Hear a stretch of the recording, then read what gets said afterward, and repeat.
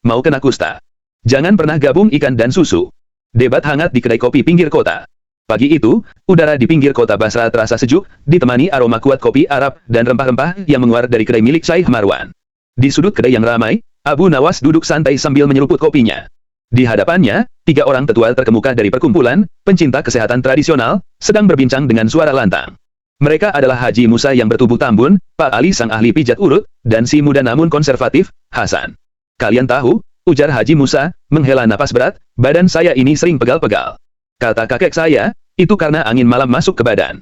Solusinya mudah, harus tidur pakai kaos kaki tebal, dan jangan minum air es setelah maghrib. Pak Ali mengangguk setuju, sambil menyilangkan jari-jarinya yang besar. Benar, Musa. Dan jika kamu kembung, itu pertanda sakit masuk angin. Hanya bisa disembuhkan dengan kerokan. Itu warisan leluhur kita, sudah terbukti manjur ratusan tahun. Hasan, si anak muda, menambahkan dengan yakin, saya baru dengar dari tabib di pasar, kalau lagi sakit demam, jangan pernah mandi, apalagi keramas. Nanti penyakitnya turun ke kepala, bisa jadi gila. Mandi saat demam itu pamali. Abu Nawas, yang tadinya hanya menyimak, tiba-tiba tersenyum geli. Ia meletakkan cangkir kopinya perlahan, menimbulkan bunyi denting kecil yang mengalihkan perhatian ketiga orang itu. Wahai tuan-tuan yang terhormat, kata Abu Nawas dengan suara tenang namun penuh selidik. Sungguh menarik sekali perbincangan tentang kesehatan ini. Tapi, izinkan saya, si bodoh ini, bertanya. Apakah semua keyakinan itu benar-benar benar? Haji Musa menyipitkan mata. Tentu saja benar, Abu Nawas. Itu sudah jadi rahasia umum. Mau kau membantah kearifan leluhur kami? Abu Nawas menggeleng. Saya tidak membantah kearifan. Saya hanya ingin menguji dasar logikanya. Mari kita mulai dari mitos, angin malam masuk ke badan, yang membuat Haji Musa sakit pegal. Angin itu terdiri dari udara, benar. Bagaimana mungkin udara bisa masuk ke pori-pori dan berdiam di otot, lalu membuat otot tegang? Jika itu benar, setiap kali kita menghirup napas, paru-paru kita akan dipenuhi, angin sakit, dari luar. Ia melanjutkan, nadanya kini lebih serius. Yang membuat Haji Musa pegal-pegal bukanlah angin malam, melainkan suhu dingin yang menyebabkan pembuluh darah di permukaan kulit mengerut, vasokonstriksi. Otot menjadi kaku karena aliran darahnya tidak lancar, bukan karena ada angin yang berkeliaran di dalamnya. Tidur dengan kaos kaki tebal memang membantu, tapi bukan karena menghalangi angin, melainkan menjaga suhu tubuh tetap hangat sehingga sirkulasi darah normal. Itu adalah ilmu fisika dan biologi sederhana. Ketiganya terdiam sejenak, saling pandang. Pak Ali mencoba mengendalikan keadaan. Baik, itu bisa diterima, Abu Nawas. Tapi bagaimana dengan masuk angin dan kerokan? Kerokan itu mengeluarkan angin kembung dari tubuh. Abu Nawas tertawa kecil. Mitos, masuk angin. Istilah itu tidak dikenal dalam ilmu kedokteran. Yang Anda sebut, masuk angin, dengan gejala kembung, mual, dan badan tidak enak, itu kemungkinan besar adalah dispepsia atau gejala awal infeksi virus, seperti flu. Kerokan memang membuat penderitanya merasa lebih baik, tapi bukan karena mengeluarkan angin. Ia menarik napas. Kerokan itu menyebabkan iritasi pada kulit hingga timbul peradangan. Peradangan ini memicu tubuh melepaskan endorfin, yaitu zat kimia alami di otak yang berfungsi sebagai peredam nyeri dan menciptakan sensasi nyaman serta lega. Selain itu, pelebaran pembuluh darah, vasodilatasi, akibat gesekan akan melancarkan peredaran darah. Itu sebabnya Anda merasa hangat dan lebih baik. Tapi, apakah kerokan menyembuhkan virus penyebabnya? Tidak. Itu hanya pereda rasa sakit sementara. Jika terlalu keras, malah bisa merusak kapiler dan kulit. Itu hanyalah ilusi kenyamanan, bukan pengobatan empiris. Hasan, yang merasa terpojok, menyambar dengan nada menantang. Kalau begitu, coba jelaskan soal larangan mandi saat demam. Itu pasti benar. Setiap orang tahu itu. Itu adalah mitos yang paling berbahaya, tegas Abu Nawas, mencondongkan tubuhnya ke depan. Demam terjadi karena hipotalamus, pusat pengatur suhu tubuh di otak, menaikkan suhu tubuh sebagai respons perlawanan terhadap infeksi. Suhu tinggi dapat membunuh atau menghambat pertumbuhan bakteri dan virus. Jika suhu terlalu tinggi, itu berbahaya bagi otak. Justru, mandi air hangat suam-suam kuku adalah metode pendinginan yang sangat dianjurkan. Ketika air menguap dari kulit, ia membawa panas tubuh bersamanya, membantu menurunkan suhu tubuh kembali ke tingkat aman. Larangan mandi saat demam adalah ide yang gila, karena bisa membiarkan suhu tubuh naik tak terkendali. Tidak ada penyakit yang turun ke kepala, hanya karena mandi, kecuali jika Anda mandi di tengah badai es. Penyakit tidak bergerak seperti air, ia adalah proses biologis. Haji Musa, Pak Ali, dan Hasan terdiam 1000 bahasa. Wajah mereka terlihat bingung, antara ingin membantah dengan keyakinan lama mereka atau menerima fakta logis yang baru saja dibeberkan oleh Abu Nawas. Tidak ada kata-kata kearifan leluhur yang bisa mematahkan penjelasan yang masuk akal dan didukung oleh ilmu pengetahuan alam. Intinya, simpul Abu Nawas, meraih cangkir kopinya lagi. Kesehatan itu bukan soal mitos, tapi soal ilmu pengetahuan. Jika sebuah tindakan membuat Anda merasa lebih baik, cari tahu mengapa, bukan hanya percaya bahwa itu adalah sihir atau kutukan. Tubuh kita adalah mesin yang luar biasa. Kita hanya perlu mengerti cara kerjanya.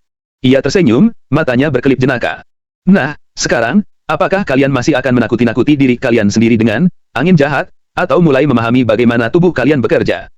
Tapi Abu Nawas, selapak Ali, suaranya sedikit serak, saya pernah mendengar, jika seseorang punya luka dan lukanya itu memerah, lalu diberi ramuan daun sirih yang dikunyah dan ditempelkan, luka itu cepat mengering. Apakah ini juga mitos? Abu Nawas mengangguk pelan, menyesap kopinya hingga tandas. Itu adalah contoh mitos yang memiliki sedikit kebenaran, namun praktiknya berbahaya. Daun sirih, secara empiris, memang mengandung zat-zat yang memiliki sifat antiseptik dan antimikroba alami, seperti hafikol dan minyak atsiri. Jadi, secara teori, ia bisa membantu membersihkan luka dari bakteri. Lantas, mengapa berbahaya?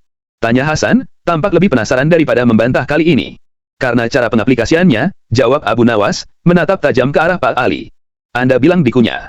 Artinya, daun sirih itu bercampur dengan ludah Anda. Ludah manusia, walau bukan racun, mengandung ratusan juta bakteri dari rongga mulut. Anda ingin menyembuhkan luka dari infeksi, tapi malah memasukkan ribuan bakteri baru ke dalamnya melalui ludah. Itu namanya memperparah infeksi, bukan menyembuhkan. Bukannya lukanya kering, malah akan bernanah dan membengkak. Haji Musa mengelus dagunya yang tebal. Lalu, bagaimana dengan anggapan bahwa makan nanas setelah melahirkan dapat menyebabkan pendarahan hebat? Itu sudah jadi pantangan turun-temurun, Abu Nawas. Katanya nanas itu panas dan bisa meluruhkan darah. Abu Nawas tersenyum lebar. Ah, nanas. Buah yang malang, selalu dituduh aneh-aneh. Tidak ada makanan yang secara ajaib bisa menyebabkan pendarahan hebat pada manusia normal, apalagi nanas yang 80% isinya air. Pantangan itu lahir dari kesalahpahaman. Nanas memang mengandung enzim yang disebut bromelain. Ia menjelaskan dengan gestur tangan yang meyakinkan. Bromelain ini berfungsi memecah protein dan memang sering digunakan sebagai pelunak daging.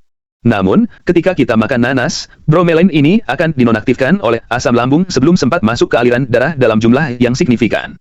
Tidak mungkin enzim yang dinonaktifkan di perut bisa meluruhkan rahim atau menyebabkan pendarahan hebat. Jika itu benar, semua orang yang makan nanas akan mengeluarkan darah dari mana-mana. Alasan pantangan itu muncul kemungkinan besar karena efek samping pencernaan. Beberapa orang sensitif terhadap nanas, apalagi setelah melahirkan di mana sistem pencernaan dan perut masih belum stabil. Sensasi, panas, atau perih yang dirasakan mungkin hanya iritasi ringan di mulut atau lambung, bukan efek pada rahim. Alasan melarangnya adalah untuk menghindari rasa tidak nyaman pasca melahirkan, bukan karena takut pendarahan hebat. Pak Ali menggeleng takjub. Saya baru tahu. Tapi Abu Nawas, ada satu lagi yang selalu membuat saya penasaran. Katanya, kalau lagi sakit maag, kita harus minum air perasan kunyit mentah di pagi hari saat perut kosong. Itu pengobatan alami yang terpercaya. Tunggu dulu. Seru Abu Nawas, menahan tawa. Air perasan kunyit memang mengandung kurkumin, yang terbukti secara ilmiah dapat membantu mengurangi peradangan dan meredakan gejala maag. Itu fakta. Tapi, ia menekankan kata itu, minum perasan kunyit mentah dan pekat saat perut masih kosong. Itu sama saja menembakkan meriam ke perut Anda sendiri. Kunyit mentah mengandung komponen yang sangat kuat dan dapat mengiritasi lapisan lambung yang sudah terluka akibat maag. Alih-alih menyembuhkan, itu malah bisa memicu asam lambung naik lebih parah. Pengobatan ilmiah yang benar adalah merebus kunyit hingga matang, atau mencampurnya dengan sedikit lemak, seperti santan atau minyak kelapa, agar kurkumin dapat diserap tubuh dengan lebih baik, dan tidak meminumnya saat perut benar-benar kosong. Pengobatan alami itu baik, asalkan dilakukan dengan ilmu. Jangan karena ia alami, lantas kita menelannya mentah-mentah tanpa memikirkan dampaknya pada biokimia tubuh. Ketiga tetua itu terdiam, merenungkan setiap kata Abu Nawas. Mereka baru menyadari bahwa banyak keyakinan yang mereka anggap mutlak benar, ternyata hanya mitos yang dicampur dengan sedikit kebenaran ilmiah yang disalahartikan, dan bahkan bisa berujung bahaya. Kebenaran yang disampaikan Abu Nawas terasa begitu masuk akal dan nyata, membuat hati mereka dipenuhi rasa penasaran yang besar, ingin tahu mitos kesehatan apalagi yang akan dibongkar olehnya. Syekh Marwan, panggil Abu Nawas kepada pemilik kedai, tolong tambahkan lagi kopi saya. Dan saya yakin, ketiga tuan ini sekarang butuh waktu untuk mencerna kebenaran, bukan hanya makanan. Mungkin mereka akan punya daftar mitos lain untuk kita bahas besok pagi. Abu Nawas, tunggu sebentar, ujar Haji Musa, tidak sabar. Ia meletakkan tangannya di meja. Sebelum kopi tambahanmu datang, ada satu lagi yang paling sering diperdebatkan di Basra. Ini tentang minyak ular. Semua orang tahu, minyak ular adalah obat mujarab yang bisa menyembuhkan sakit tulang, rematik, bahkan patah tulang jika dioleskan secara rutin. Ini kan hewan, pasti obatnya manjur. Abu Nawas tersenyum misterius. Minum lagi kopi Anda, Haji Musa, agar jantung Anda siap mendengar kebenaran ini. Minyak ular, atau minyak dari hewan apapun, memang seringkali kaya akan asam lemak tak jenuh. Ia mengangkat telunjuknya. Ketika dioleskan ke kulit, minyak itu menciptakan sensasi hangat dan melembabkan, dan tentu saja, kegiatan menggosok atau memijat area yang sakit dengan minyak apapun akan melancarkan peredaran darah di area tersebut. Jadi, rasa nyamannya itu memang nyata, tapi itu adalah efek dari pemijatan dan pelumasan, bukan keajaiban dari lemak ular. Jika itu memang sangat ajaib dan bisa menyembuhkan tulang, mengapa para tabib terkemuka di Baghdad tidak menggunakannya untuk operasi? Mereka menggunakan ramuan yang sudah teruji, bukan sekadar minyak. Minyak ular menjadi populer karena efek placebo dan sensasi hangatnya. Placebo adalah keyakinan kuat pasien bahwa obat itu bekerja, sehingga otak melepaskan zat kimia pereda rasa sakit alami. Jadi, yang menyembuhkan adalah keyakinan Anda, bukan keajaiban minyak itu sendiri. Pak Ali mengernyitkan dahi. Jadi, minyak itu tidak berguna sama sekali. Berguna, Pak Ali, jawab Abu Nawas cepat. Ia berguna sebagai minyak pijat yang baik karena teksturnya. Tapi anggapan bahwa ia mengandung zat super yang bisa menyembuhkan penyakit kronis atau patah tulang. Itu berlebihan dan tidak didukung bukti empiris. Jika patah tulang, Anda butuh tulang yang disambung dan dimobilisasi, bukan diolesi minyak. Hasan, yang kini tampak menjadi murid setia Abu Nawas, mengajukan pertanyaan terakhirnya. Saya sering melihat di pasar, orang-orang meyakini bahwa mengompres mata dengan irisan mentimun dingin dapat menyembuhkan sakit mata dan mata merah. Apakah ini benar, atau ini juga mitos? Abu Nawas menggeser cangkir kopinya yang baru diisi. Itu adalah mitos yang sangat masuk akal bagi mata. Mentimun, seperti yang kita semua tahu, mengandung banyak sekali air, dan saat didinginkan, ia memang terasa sejuk. Namun, ia tidak menyembuhkan penyakit mata, lanjutnya. Sakit mata, mata merah, atau infeksi konjungtivitis disebabkan oleh virus, bakteri, atau alergi. Tidak ada antibiotik atau antihistamin dalam sepotong mentimun. Yang dilakukan mentimun dingin adalah menyempitkan pembuluh darah di sekitar mata karena efek dingin, sehingga bengkak dan kemerahan berkurang. Juga, kandungan airnya yang tinggi melembabkan kulit. Intinya, mentimun dingin hanya memberikan efek kosmetik dan kenyamanan, sementara dengan meredakan bengkak. Ia tidak membunuh kuman penyebab sakit mata. Jika mata Anda terkena infeksi serius, mengompres dengan mentimun hanya akan membuang waktu pengobatan yang sebenarnya. Sama halnya seperti Anda merasa lebih baik setelah menggaruk, bukan berarti menggaruk menyembuhkan gigitan nyamuk. Waktu menunjukkan pertengahan hari. Matahari sudah meninggi. Tiga tetua itu kini duduk membisu, pikiran mereka berkelana jauh melintasi keyakinan masa lalu dan pengetahuan baru yang baru saja mereka serap. Kedai kopi yang tadinya ramai dengan perdebatan, kini dipenuhi keheningan reflektif. Mereka menyadari, kesehatan itu bukan tentang mengikuti bisikan tak berdasar, melainkan menuntut pemikiran kritis dan logika yang teruji. Abu Nawas meneguk kopinya, puas melihat benih keraguan yang ia tanam di pikiran mereka. Ia menoleh ke arah Haji Musa. Jadi, Haji Musa, setelah ini, jika Anda pegal-pegal lagi, apakah Anda masih akan menyalahkan angin jahat, atau mulai mempertimbangkan untuk berolahraga ringan dan menjaga pola makan? Haji Musa tersenyum kecut, mengangkat bahunya yang lebar. Baik, Abu Nawas. Saya akui, Anda punya cara berpikir yang tajam. Saya tidak akan lagi menyalahkan angin, mungkin saya harus mulai mengurangi makan daging kambing dan berjalan kaki lebih jauh ke pasar. Pak Ali mengangguk setuju. Saya juga, Abu Nawas. Tapi ada satu yang masih mengganjal. Ini bukan soal obat, tapi soal pantangan makan yang katanya bisa memicu penyakit. Bagaimana dengan anggapan bahwa makan ikan dan minum susu secara bersamaan dapat menyebabkan penyakit kulit, atau bahkan kusta? Ini adalah pantangan paling keras di Basra. Abu Nawas menyandarkan punggungnya ke kursi, membiarkan aroma kopi meresap ke dalam paru-parunya. Mitos yang sangat kuno. Mitos ini muncul dari pengamatan yang salah pada masa lampau. Di wilayah yang panas dan sanitasi buruk, ikan dan susu adalah dua bahan makanan yang sangat mudah basi dan membusuk jika tidak disimpan dengan benar. Ia melanjutkan, suaranya mengandung nada edukatif. Bayangkan, jika seseorang makan ikan yang sudah mulai membusuk dan minum susu yang sudah asam secara bersamaan. Kemungkinan besar, ia akan langsung menderita keracunan makanan akut yang hebat. Gejalanya bisa berupa muntah, diare parah, atau ruam kulit sebagai respons alergi terhadap racun yang dihasilkan bakteri. Karena gejala ruam kulit itu muncul setelah mengonsumsi keduanya, orang-orang di masa lalu menyimpulkan bahwa kombinasi ikan dan susu adalah racun yang menyebabkan penyakit kulit, termasuk kusta. Padahal, kusta adalah penyakit yang disebabkan oleh bakteri Mycobacterium leprae, tidak ada hubungannya sama sekali dengan makanan. Intinya, pantangan itu sebenarnya adalah peringatan praktis agar kita tidak mengonsumsi dua bahan makanan yang sangat cepat rusak secara bersamaan, demi menghindari keracunan makanan. Itu bukan karena ada reaksi kimia berbahaya antara ikan dan susu, tapi karena risiko kontaminasi dan pembusukan yang tinggi. Dalam kondisi sanitasi modern dan bahan makanan segar, Anda bisa makan ikan dan minum susu tanpa perlu khawatir akan jadi kusta. Hasan tertawa kecil. Saya selalu takut dengan pantangan itu, Abu Nawas.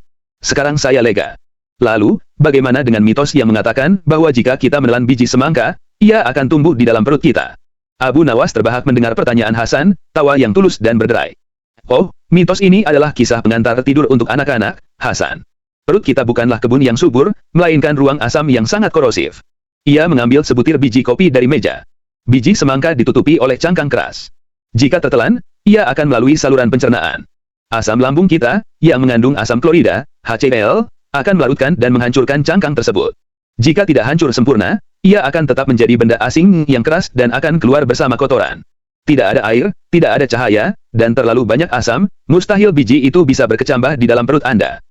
Ketiga wajah itu, yang tadinya penuh kekhawatiran karena keyakinan mistis, kini dipenuhi dengan kelegaan dan pemahaman baru.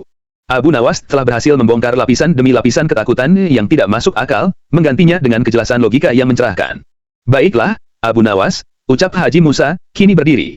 Anda telah menyajikan kami makanan yang jauh lebih bergizi daripada hidangan terbaik Syekh Marwan. Ini adalah makanan untuk pikiran. Kami permisi.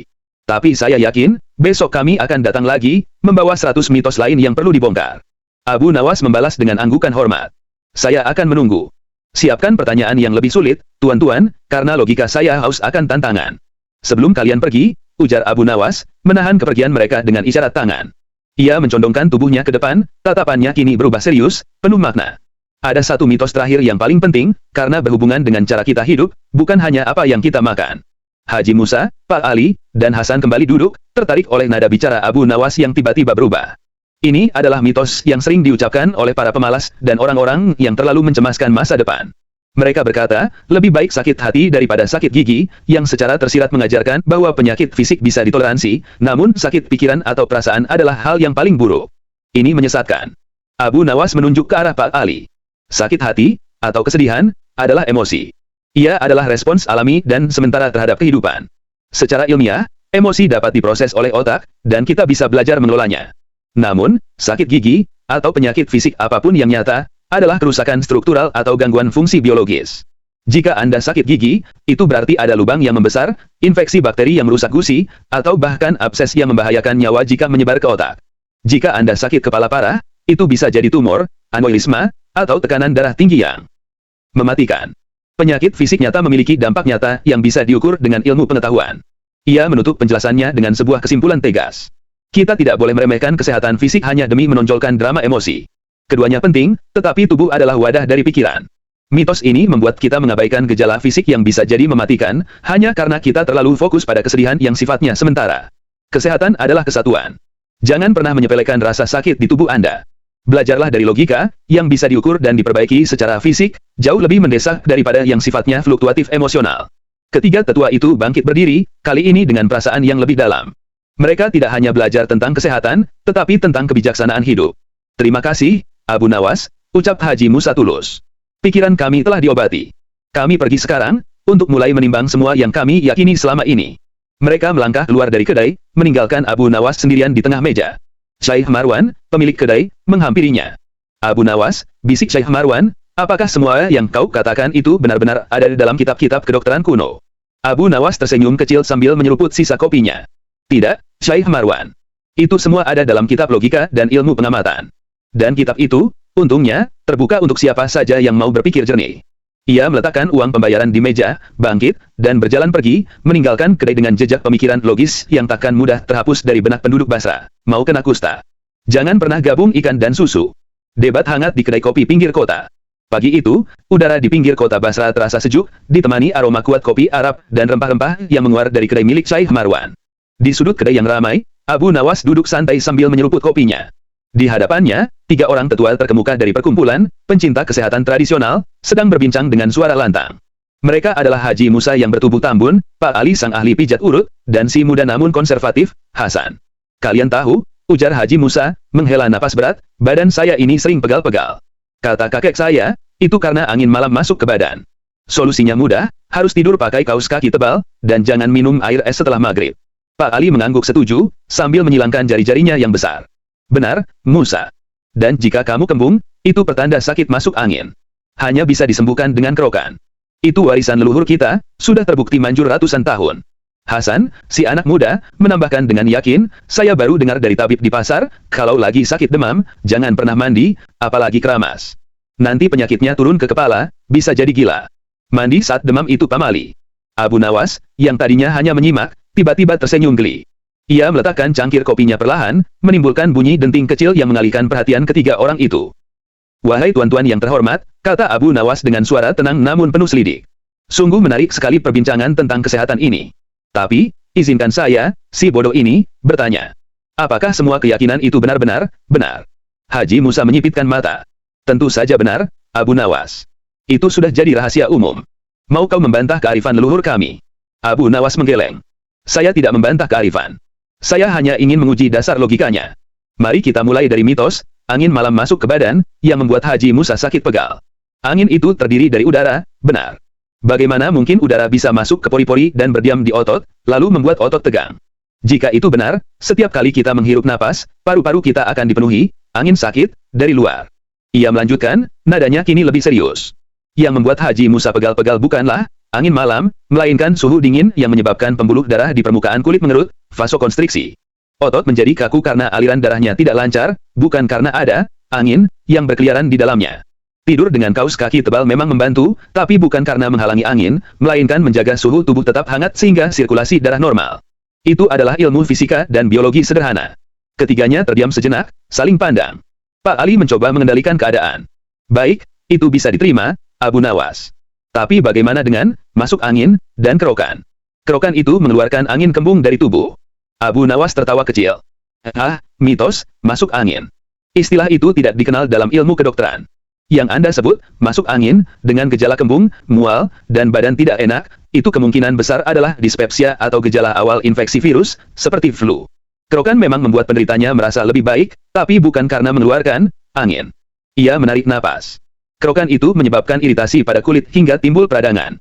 Peradangan ini memicu tubuh melepaskan endorfin, yaitu zat kimia alami di otak yang berfungsi sebagai peredam nyeri dan menciptakan sensasi nyaman serta lega. Selain itu, pelebaran pembuluh darah, vasodilatasi, akibat gesekan akan melancarkan peredaran darah. Itu sebabnya Anda merasa hangat dan lebih baik. Tapi, apakah kerokan menyembuhkan virus penyebabnya? Tidak. Itu hanya pereda rasa sakit sementara. Jika terlalu keras, malah bisa merusak kapiler dan kulit. Itu hanyalah ilusi kenyamanan, bukan pengobatan empiris. Hasan, yang merasa terpojok, menyambar dengan nada menantang. "Kalau begitu, coba jelaskan soal larangan mandi saat demam." "Itu pasti benar. Setiap orang tahu itu. Itu adalah mitos yang paling berbahaya," tegas Abu Nawas, mencondongkan tubuhnya ke depan. "Demam terjadi karena hipotalamus, pusat pengatur suhu tubuh di otak, menaikkan suhu tubuh sebagai respons perlawanan terhadap infeksi. Suhu tinggi dapat membunuh atau menghambat pertumbuhan bakteri dan virus. Jika suhu terlalu tinggi, itu berbahaya bagi otak. Justru, mandi air hangat suam-suam kuku adalah metode pendinginan yang sangat dianjurkan. Ketika air menguap dari kulit, ia membawa panas tubuh bersamanya, membantu menurunkan suhu tubuh kembali ke tingkat aman. Larangan mandi saat demam adalah ide yang gila, karena bisa membiarkan suhu tubuh naik tak terkendali. Tidak ada penyakit yang turun ke kepala, hanya karena mandi, kecuali jika Anda mandi di tengah badai es. Penyakit tidak bergerak seperti air, ia adalah proses biologis." Haji Musa, Pak Ali, dan Hasan terdiam 1000 bahasa. Wajah mereka terlihat bingung, antara ingin membantah dengan keyakinan lama mereka atau menerima fakta logis yang baru saja dibeberkan oleh Abu Nawas. Tidak ada kata-kata kearifan leluhur yang bisa mematahkan penjelasan yang masuk akal dan didukung oleh ilmu pengetahuan alam. Intinya, simpul Abu Nawas, meraih cangkir kopinya lagi. Kesehatan itu bukan soal mitos, tapi soal ilmu pengetahuan. Jika sebuah tindakan membuat Anda merasa lebih baik, cari tahu mengapa, bukan hanya percaya bahwa itu adalah sihir atau kutukan. Tubuh kita adalah mesin yang luar biasa. Kita hanya perlu mengerti cara kerjanya. Ia tersenyum, matanya berkelip jenaka. "Nah, sekarang, apakah kalian masih akan menakuti-nakuti diri kalian sendiri dengan angin jahat, atau mulai memahami bagaimana tubuh kalian bekerja?" Tapi Abu Nawas, selapak Ali, suaranya sedikit serak, "Saya pernah mendengar, jika seseorang punya luka dan lukanya itu memerah, lalu diberi ramuan daun sirih yang dikunyah dan ditempelkan, luka itu cepat mengering.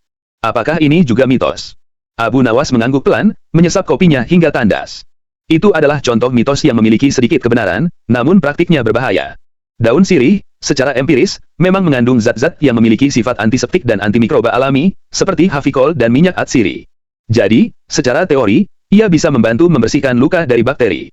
Lantas, mengapa berbahaya? Tanya Hasan, tampak lebih penasaran daripada membantah kali ini. "Karena cara pengaplikasiannya," jawab Abu Nawas, menatap tajam ke arah Pak Ali. "Anda bilang dikunyah. Artinya, daun sirih itu bercampur dengan ludah Anda. Ludah manusia, walau bukan racun, mengandung ratusan juta bakteri dari rongga mulut. Anda ingin menyembuhkan luka dari infeksi, tapi malah memasukkan ribuan bakteri baru ke dalamnya melalui ludah. Itu namanya memperparah infeksi, bukan menyembuhkan. Bukannya lukanya kering, malah akan bernanah dan membengkak. Haji Musa mengelus dagunya yang tebal. Lalu, bagaimana dengan anggapan bahwa makan nanas setelah melahirkan dapat menyebabkan pendarahan hebat? Itu sudah jadi pantangan turun-temurun, Abu Nawas. Katanya nanas itu panas dan bisa meluluhkan darah. Abu Nawas tersenyum lebar. Nanas. Buah yang malang, selalu dituduh aneh-aneh.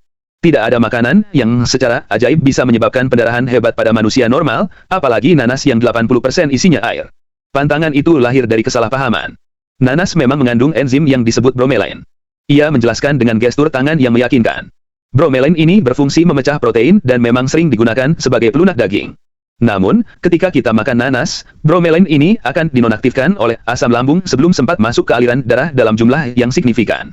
Tidak mungkin enzim yang dinonaktifkan di perut bisa meluluhkan rahim atau menyebabkan pendarahan hebat.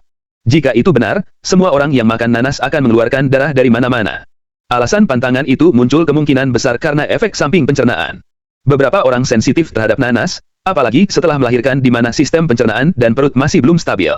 Sensasi, panas, atau perih yang dirasakan mungkin hanya iritasi ringan di mulut atau lambung, bukan efek pada rahim. Alasan melarangnya adalah untuk menghindari rasa tidak nyaman pasca melahirkan, bukan karena takut pendarahan hebat. Pak Ali menggeleng takjub.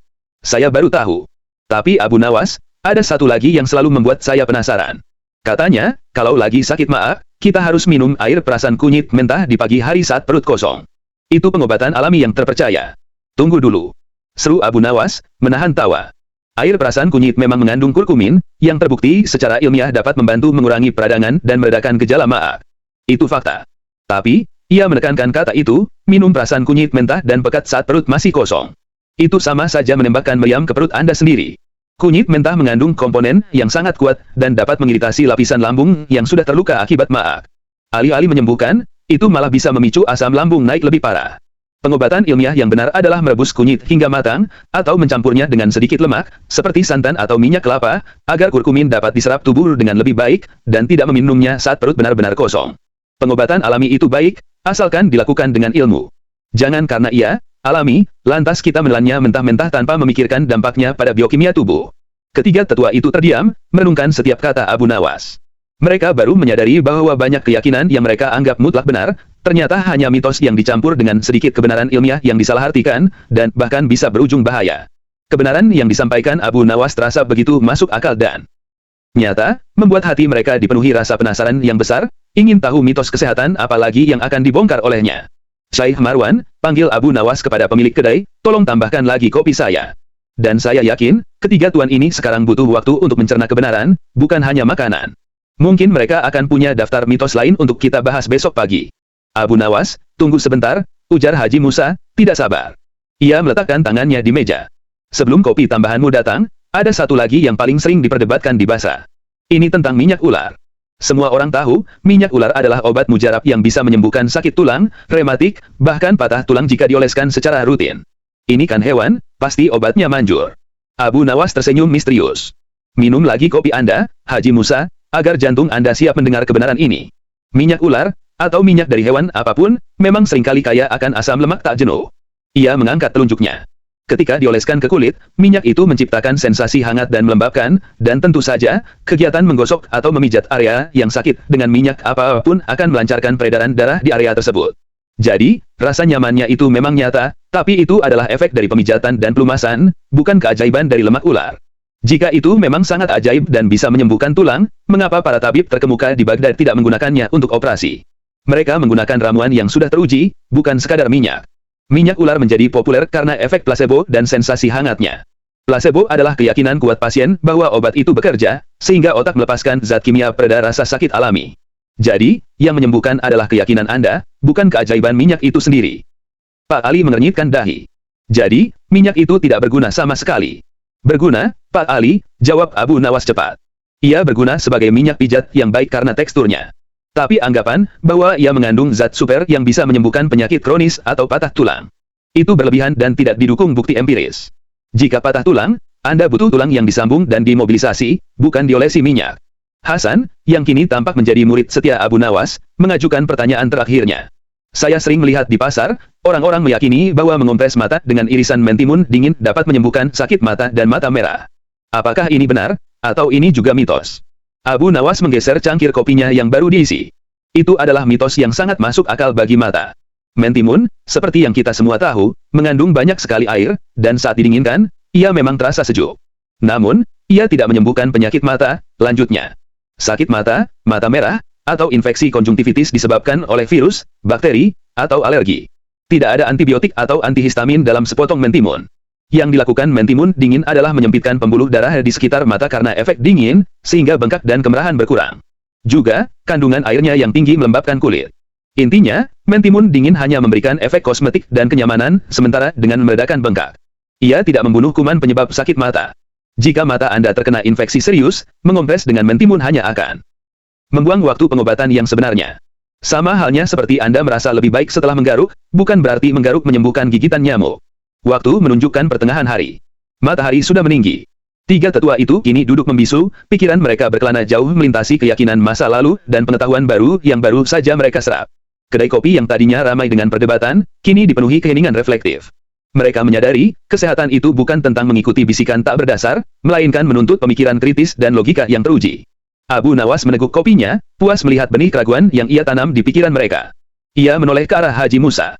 Jadi, Haji Musa, setelah ini, jika Anda pegal-pegal lagi, apakah Anda masih akan menyalahkan angin jahat, atau mulai mempertimbangkan untuk berolahraga ringan dan menjaga pola makan? Haji Musa tersenyum kecut, mengangkat bahunya yang lebar. Baik, Abu Nawas. Saya akui, Anda punya cara berpikir yang tajam. Saya tidak akan lagi menyalahkan angin, mungkin saya harus mulai mengurangi makan daging kambing dan berjalan kaki lebih jauh ke pasar. Pak Ali mengangguk setuju. Saya juga, Abu Nawas. Tapi ada satu yang masih mengganjal. Ini bukan soal obat, tapi soal pantangan makan yang katanya bisa memicu penyakit. Bagaimana dengan anggapan bahwa makan ikan dan minum susu secara bersamaan dapat menyebabkan penyakit kulit, atau bahkan kusta? Ini adalah pantangan paling keras di Basra. Abu Nawas menyandarkan punggungnya ke kursi, membiarkan aroma kopi meresap ke dalam paru-parunya. Mitos yang sangat kuno. Mitos ini muncul dari pengamatan yang salah pada masa lampau. Di wilayah yang panas dan sanitasi buruk, ikan dan susu adalah dua bahan makanan yang sangat mudah basi dan membusuk jika tidak disimpan dengan benar. Ia melanjutkan, suaranya mengandung nada edukatif. Bayangkan, jika seseorang makan ikan yang sudah mulai membusuk dan minum susu yang sudah asam secara bersamaan. Kemungkinan besar, ia akan langsung menderita keracunan makanan akut yang hebat. Gejalanya bisa berupa muntah, diare parah, atau ruam kulit sebagai respons alergi terhadap racun yang dihasilkan bakteri. Karena gejala ruam kulit itu muncul setelah mengonsumsi keduanya, orang-orang di masa lalu menyimpulkan bahwa kombinasi ikan dan susu adalah racun yang menyebabkan penyakit kulit, termasuk kusta. Padahal, kusta adalah penyakit yang disebabkan oleh bakteri Mycobacterium leprae, tidak ada hubungannya sama sekali dengan makanan. Intinya, pantangan itu sebenarnya adalah peringatan praktis agar kita tidak mengonsumsi dua bahan makanan yang sangat cepat rusak secara bersamaan, demi menghindari keracunan makanan. Itu bukan karena ada reaksi kimia berbahaya antara ikan dan susu, tapi karena risiko kontaminasi dan pembusukan yang tinggi. Dalam kondisi sanitasi modern dan bahan makanan segar, Anda bisa makan ikan dan minum susu tanpa perlu khawatir akan jadi kusta. Hasan tertawa kecil. Saya selalu takut dengan pantangan itu, Abu Nawas. Sekarang saya lega.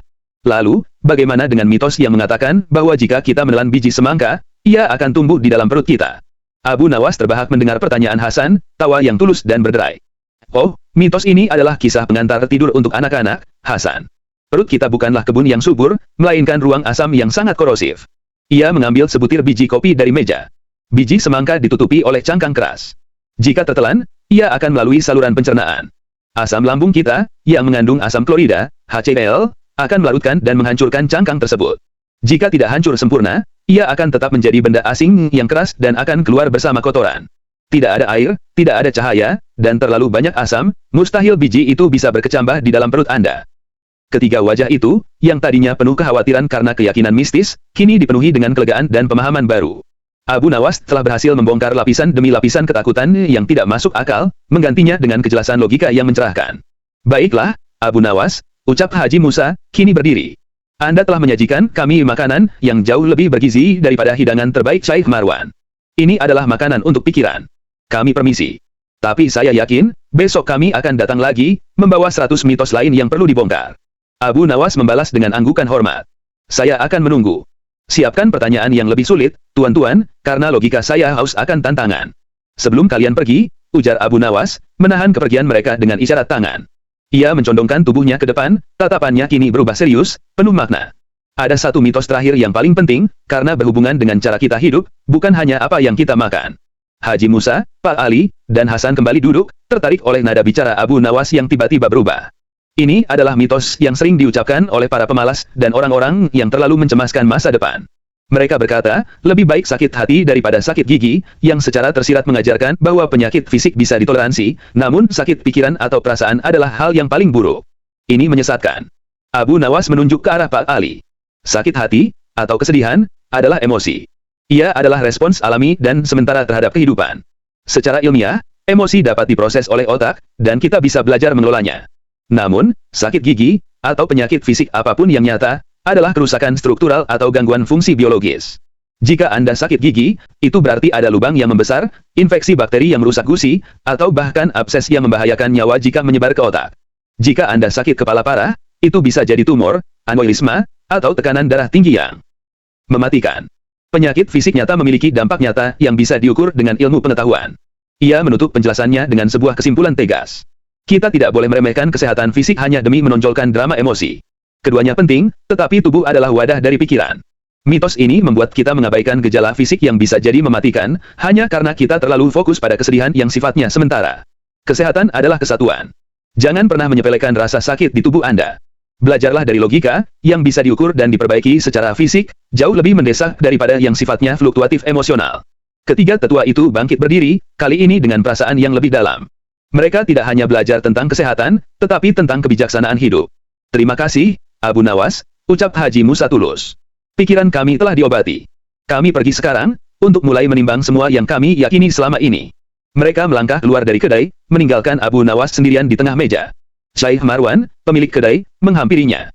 Abu Nawas, bisik Syekh Marwan, apakah semua yang kau katakan itu benar-benar ada di dalam kitab-kitab kedokteran kuno? Abu Nawas tersenyum kecil sambil menyeruput sisa kopinya. Tidak, Syekh Marwan. Itu semua ada dalam kitab logika dan ilmu pengamatan. Dan kitab itu, untungnya, terbuka untuk siapa saja yang mau berpikir jernih.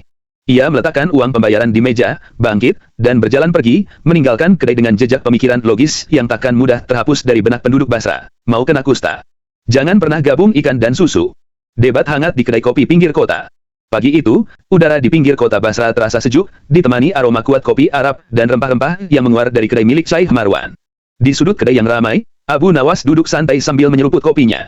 Di hadapannya, 3 orang tetua terkemuka dari perkumpulan, pencinta kesehatan tradisional, sedang berbincang dengan suara lantang.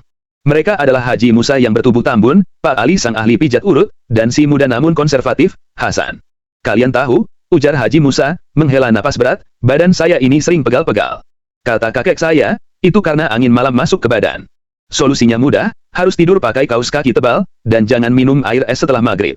Pak Ali mengangguk setuju, sambil menyilangkan jari-jarinya yang besar. Benar, Musa. Dan jika kamu kembung, itu pertanda sakit masuk angin. Hanya bisa disembuhkan dengan kerokan. Itu warisan leluhur kita, sudah terbukti manjur ratusan tahun. Hasan, si anak muda, menambahkan dengan yakin, saya baru dengar dari tabib di pasar, kalau lagi sakit demam, jangan pernah mandi, apalagi keramas. Nanti penyakitnya turun ke kepala, bisa jadi gila.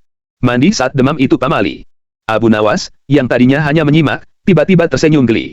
Ia meletakkan cangkir kopinya perlahan, menimbulkan bunyi denting kecil yang mengalihkan perhatian ketiga orang itu. Wahai tuan-tuan yang terhormat, kata Abu Nawas dengan suara tenang namun penuh selidik. Sungguh menarik sekali perbincangan tentang kesehatan ini. Tapi, izinkan saya, si bodoh ini, bertanya. Apakah semua keyakinan itu benar-benar, benar? Haji Musa menyipitkan mata. Tentu saja benar, Abu Nawas. Itu sudah jadi rahasia umum. Mau kau membantah kearifan leluhur kami? Abu Nawas menggeleng. Saya tidak membantah kearifan. Saya hanya ingin menguji dasar logikanya. Mari kita mulai dari mitos, angin malam masuk ke badan, yang membuat Haji Musa sakit pegal. Angin itu terdiri dari udara, benar. Bagaimana mungkin udara bisa masuk ke pori-pori dan berdiam di otot, lalu membuat otot tegang? Jika itu benar, setiap kali kita menghirup napas, paru-paru kita akan dipenuhi, angin sakit, dari luar. Ia melanjutkan, nadanya kini lebih serius. Yang membuat Haji Musa pegal-pegal bukanlah angin malam, melainkan suhu dingin yang menyebabkan pembuluh darah di permukaan kulit mengerut, vasokonstriksi. Otot menjadi kaku karena aliran darahnya tidak lancar, bukan karena ada angin yang berkeliaran di dalamnya. Tidur dengan kaos kaki tebal memang membantu, tapi bukan karena menghalangi angin, melainkan menjaga suhu tubuh tetap hangat sehingga sirkulasi darah normal. Itu adalah ilmu fisika dan biologi sederhana. Ketiganya terdiam sejenak, saling pandang. Pak Ali mencoba mengendalikan keadaan. Baik, itu bisa diterima, Abu Nawas. Tapi bagaimana dengan masuk angin dan kerokan? Kerokan itu mengeluarkan angin kembung dari tubuh. Abu Nawas tertawa kecil. Mitos, masuk angin. Istilah itu tidak dikenal dalam ilmu kedokteran. Yang Anda sebut, masuk angin, dengan gejala kembung, mual, dan badan tidak enak, itu kemungkinan besar adalah dispepsia atau gejala awal infeksi virus, seperti flu. Kerokan memang membuat penderitanya merasa lebih baik, tapi bukan karena mengeluarkan angin. Ia menarik napas. Kerokan itu menyebabkan iritasi pada kulit hingga timbul peradangan. Peradangan ini memicu tubuh melepaskan endorfin, yaitu zat kimia alami di otak yang berfungsi sebagai peredam nyeri dan menciptakan sensasi nyaman serta lega. Selain itu, pelebaran pembuluh darah, vasodilatasi, akibat gesekan akan melancarkan peredaran darah. Itu sebabnya Anda merasa hangat dan lebih baik. Tapi, apakah kerokan menyembuhkan virus penyebabnya? Tidak. Itu hanya pereda rasa sakit sementara. Jika terlalu keras, malah bisa merusak kapiler dan kulit. Itu hanyalah ilusi kenyamanan, bukan pengobatan empiris. Hasan, yang merasa terpojok, menyambar dengan nada menantang. Kalau begitu, coba jelaskan soal larangan mandi saat demam. Itu pasti benar. Setiap orang tahu itu. Itu adalah mitos yang paling berbahaya, tegas Abu Nawas, mencondongkan tubuhnya ke depan. Demam terjadi karena hipotalamus, pusat pengatur suhu tubuh di otak, menaikkan suhu tubuh sebagai respons perlawanan terhadap infeksi. Suhu tinggi dapat membunuh atau menghambat pertumbuhan bakteri dan virus. Jika suhu terlalu tinggi, itu berbahaya bagi otak. Justru, mandi air hangat suam-suam kuku adalah metode pendinginan yang sangat dianjurkan. Ketika air menguap dari kulit, ia membawa panas tubuh bersamanya, membantu menurunkan suhu tubuh kembali ke tingkat aman. Larangan mandi saat demam adalah ide yang gila, karena bisa membiarkan suhu tubuh naik tak terkendali. Tidak ada penyakit yang turun ke kepala, hanya karena mandi, kecuali jika Anda mandi di tengah badai es. Penyakit tidak bergerak seperti air, ia adalah proses biologis. Haji Musa, Pak Ali, dan Hasan terdiam 1000 bahasa. Wajah mereka terlihat bingung, antara ingin membantah dengan keyakinan lama mereka atau menerima fakta logis yang baru saja dibeberkan oleh Abu Nawas. Tidak ada kata-kata kearifan leluhur yang bisa mematahkan penjelasan yang masuk akal dan didukung oleh ilmu pengetahuan alam. Intinya, simpul Abu Nawas, meraih cangkir kopinya lagi. Kesehatan itu bukan soal mitos, tapi soal ilmu pengetahuan. Jika sebuah tindakan membuat Anda merasa lebih baik, cari tahu mengapa, bukan hanya percaya bahwa itu adalah sihir atau kutukan. Tubuh kita adalah mesin yang luar biasa. Kita hanya perlu mengerti cara kerjanya. Ia tersenyum, matanya berkelip jenaka. Nah, sekarang, apakah kalian masih akan menakuti-nakuti diri kalian sendiri dengan angin jahat, atau mulai memahami bagaimana tubuh kalian bekerja? Tapi Abu Nawas, selapak Ali, suaranya sedikit serak, saya pernah mendengar, jika seseorang punya luka dan lukanya itu memerah, lalu diberi ramuan daun sirih yang dikunyah dan ditempelkan, luka itu cepat mengering. Apakah ini juga mitos? Abu Nawas mengangguk pelan, menyesap kopinya hingga tandas. Itu adalah contoh mitos yang memiliki sedikit kebenaran, namun praktiknya berbahaya. Daun sirih, secara empiris, memang mengandung zat-zat yang memiliki sifat antiseptik dan antimikroba alami, seperti hafikol dan minyak atsiri. Jadi, secara teori, ia bisa membantu membersihkan luka dari bakteri. Lantas, mengapa berbahaya? Tanya Hasan, tampak lebih penasaran daripada membantah kali ini. Karena cara pengaplikasiannya, jawab Abu Nawas, menatap tajam ke arah Pak Ali. Anda bilang dikunyah. Artinya, daun sirih itu bercampur dengan ludah Anda. Ludah manusia, walau bukan racun, mengandung ratusan juta bakteri dari rongga mulut.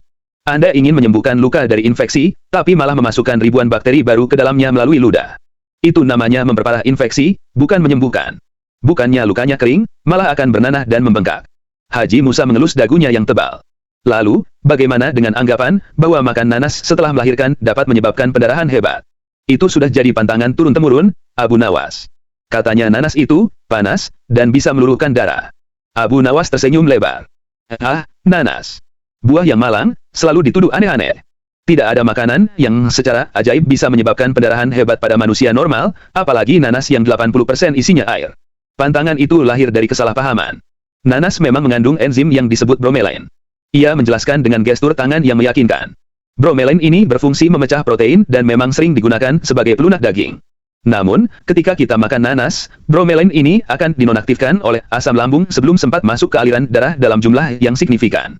Tidak mungkin enzim yang dinonaktifkan di perut bisa meluruhkan rahim atau menyebabkan pendarahan hebat. Jika itu benar, semua orang yang makan nanas akan mengeluarkan darah dari mana-mana. Alasan pantangan itu muncul kemungkinan besar karena efek samping pencernaan. Beberapa orang sensitif terhadap nanas, apalagi setelah melahirkan di mana sistem pencernaan dan perut masih belum stabil. Sensasi, panas, atau perih yang dirasakan mungkin hanya iritasi ringan di mulut atau lambung, bukan efek pada rahim.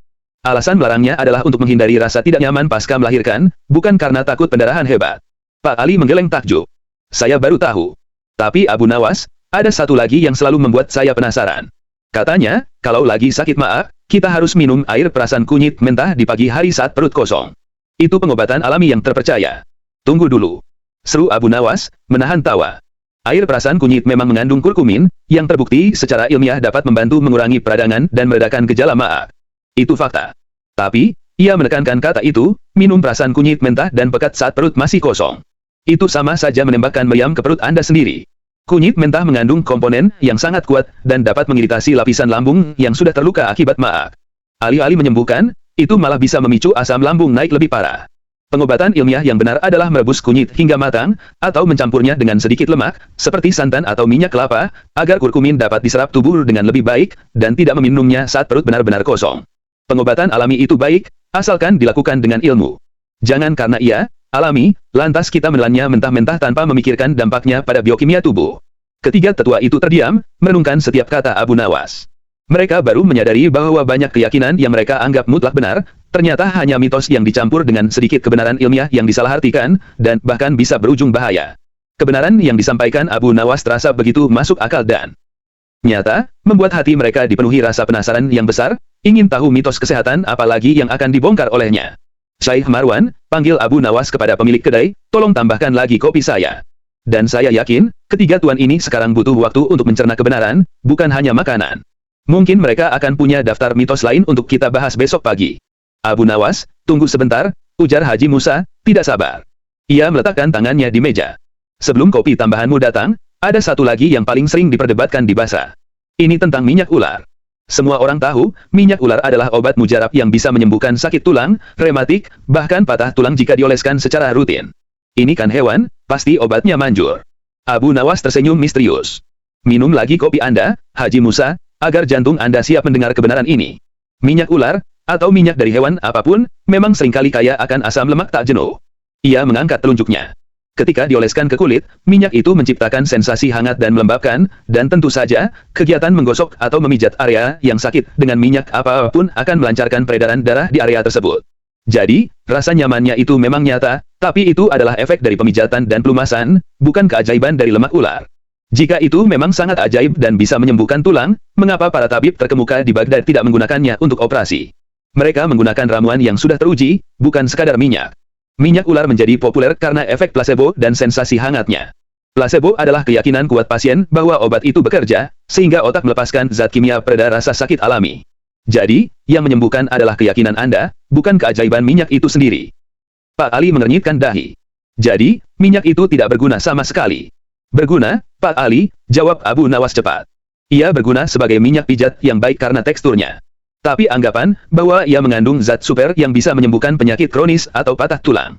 Itu berlebihan dan tidak didukung bukti empiris.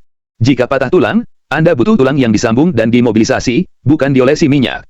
Hasan, yang kini tampak menjadi murid setia Abu Nawas, mengajukan pertanyaan terakhirnya. Saya sering melihat di pasar, orang-orang meyakini bahwa mengompres mata dengan irisan mentimun dingin dapat menyembuhkan sakit mata dan mata merah. Apakah ini benar, atau ini juga mitos? Abu Nawas menggeser cangkir kopinya yang baru diisi. Itu adalah mitos yang sangat masuk akal bagi mata.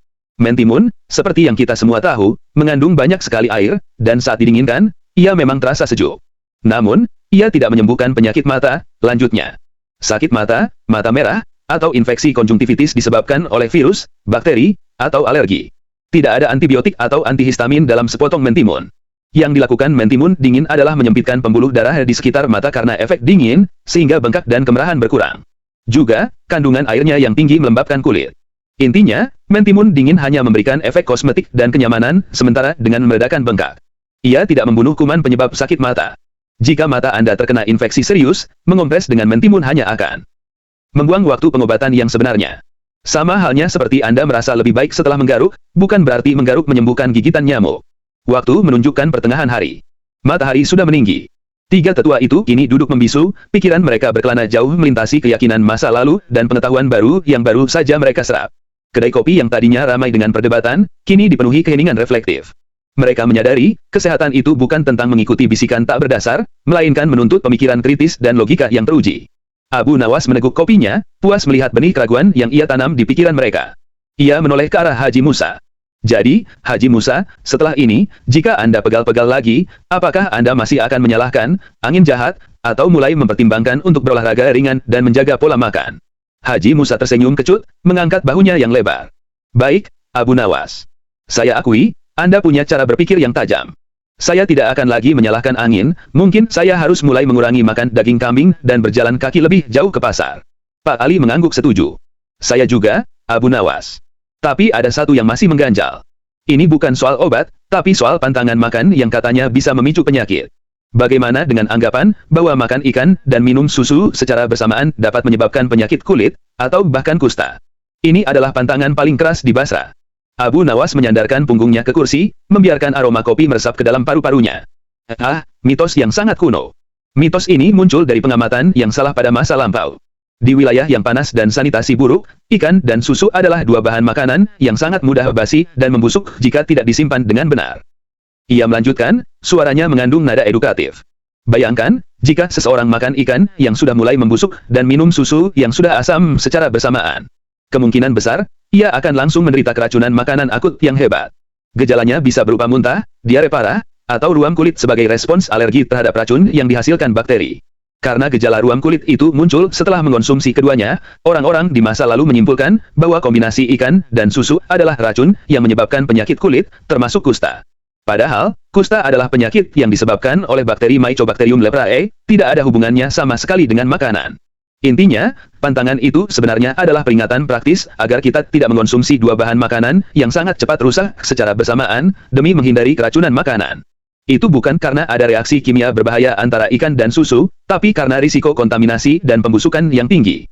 Dalam kondisi sanitasi modern dan bahan makanan segar, Anda bisa makan ikan dan minum susu tanpa perlu khawatir akan jadi kusta. Hasan tertawa kecil. Saya selalu takut dengan pantangan itu, Abu Nawas. Sekarang saya lega. Lalu, bagaimana dengan mitos yang mengatakan bahwa jika kita menelan biji semangka, ia akan tumbuh di dalam perut kita? Abu Nawas terbahak mendengar pertanyaan Hasan, tawa yang tulus dan berderai. Oh, mitos ini adalah kisah pengantar tidur untuk anak-anak, Hasan. Perut kita bukanlah kebun yang subur, melainkan ruang asam yang sangat korosif. Ia mengambil sebutir biji kopi dari meja. Biji semangka ditutupi oleh cangkang keras. Jika tertelan, ia akan melalui saluran pencernaan. Asam lambung kita, yang mengandung asam klorida, HCl, akan melarutkan dan menghancurkan cangkang tersebut. Jika tidak hancur sempurna, ia akan tetap menjadi benda asing yang keras dan akan keluar bersama kotoran. Tidak ada air, tidak ada cahaya, dan terlalu banyak asam, mustahil biji itu bisa berkecambah di dalam perut Anda. Ketiga wajah itu, yang tadinya penuh kekhawatiran karena keyakinan mistis, kini dipenuhi dengan kelegaan dan pemahaman baru. Abu Nawas telah berhasil membongkar lapisan demi lapisan ketakutan yang tidak masuk akal, menggantinya dengan kejelasan logika yang mencerahkan. Baiklah, Abu Nawas, ucap Haji Musa, kini berdiri. Anda telah menyajikan kami makanan yang jauh lebih bergizi daripada hidangan terbaik Syekh Marwan. Ini adalah makanan untuk pikiran. Kami permisi.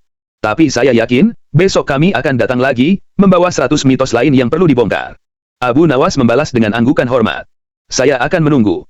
Siapkan pertanyaan yang lebih sulit, tuan-tuan, karena logika saya haus akan tantangan. Sebelum kalian pergi, ujar Abu Nawas, menahan kepergian mereka dengan isyarat tangan. Ia mencondongkan tubuhnya ke depan, tatapannya kini berubah serius, penuh makna. Ada satu mitos terakhir yang paling penting, karena berhubungan dengan cara kita hidup, bukan hanya apa yang kita makan. Haji Musa, Pak Ali, dan Hasan kembali duduk, tertarik oleh nada bicara Abu Nawas yang tiba-tiba berubah. Ini adalah mitos yang sering diucapkan oleh para pemalas dan orang-orang yang terlalu mencemaskan masa depan. Mereka berkata, lebih baik sakit hati daripada sakit gigi, yang secara tersirat mengajarkan bahwa penyakit fisik bisa ditoleransi, namun sakit pikiran atau perasaan adalah hal yang paling buruk. Ini menyesatkan. Abu Nawas menunjuk ke arah Pak Ali. Sakit hati, atau kesedihan, adalah emosi. Ia adalah respons alami dan sementara terhadap kehidupan. Secara ilmiah, emosi dapat diproses oleh otak, dan kita bisa belajar mengelolanya. Namun, sakit gigi, atau penyakit fisik apapun yang nyata, adalah kerusakan struktural atau gangguan fungsi biologis. Jika Anda sakit gigi, itu berarti ada lubang yang membesar, infeksi bakteri yang merusak gusi, atau bahkan abses yang membahayakan nyawa jika menyebar ke otak. Jika Anda sakit kepala parah, itu bisa jadi tumor, aneurisma, atau tekanan darah tinggi yang mematikan. Penyakit fisik nyata memiliki dampak nyata yang bisa diukur dengan ilmu pengetahuan. Ia menutup penjelasannya dengan sebuah kesimpulan tegas. Kita tidak boleh meremehkan kesehatan fisik hanya demi menonjolkan drama emosi. Keduanya penting, tetapi tubuh adalah wadah dari pikiran. Mitos ini membuat kita mengabaikan gejala fisik yang bisa jadi mematikan, hanya karena kita terlalu fokus pada kesedihan yang sifatnya sementara. Kesehatan adalah kesatuan. Jangan pernah menyepelekan rasa sakit di tubuh Anda. Belajarlah dari logika, yang bisa diukur dan diperbaiki secara fisik, jauh lebih mendesak daripada yang sifatnya fluktuatif emosional. Ketiga tetua itu bangkit berdiri, kali ini dengan perasaan yang lebih dalam. Mereka tidak hanya belajar tentang kesehatan, tetapi tentang kebijaksanaan hidup. Terima kasih, Abu Nawas, ucap Haji Musa tulus. Pikiran kami telah diobati. Kami pergi sekarang, untuk mulai menimbang semua yang kami yakini selama ini. Mereka melangkah keluar dari kedai, meninggalkan Abu Nawas sendirian di tengah meja. Syekh Marwan, pemilik kedai, menghampirinya. Abu Nawas, bisik Syekh Marwan, apakah semua yang kau katakan itu benar-benar ada di dalam kitab-kitab kedokteran kuno? Abu Nawas tersenyum kecil sambil menyeruput sisa kopinya. Tidak, Syekh Marwan. Itu semua ada dalam kitab logika dan ilmu pengamatan. Dan kitab itu, untungnya, terbuka untuk siapa saja yang mau berpikir jernih. Ia meletakkan uang pembayaran di meja, bangkit, dan berjalan pergi, meninggalkan kedai dengan jejak pemikiran logis yang takkan mudah terhapus dari benak penduduk Basra.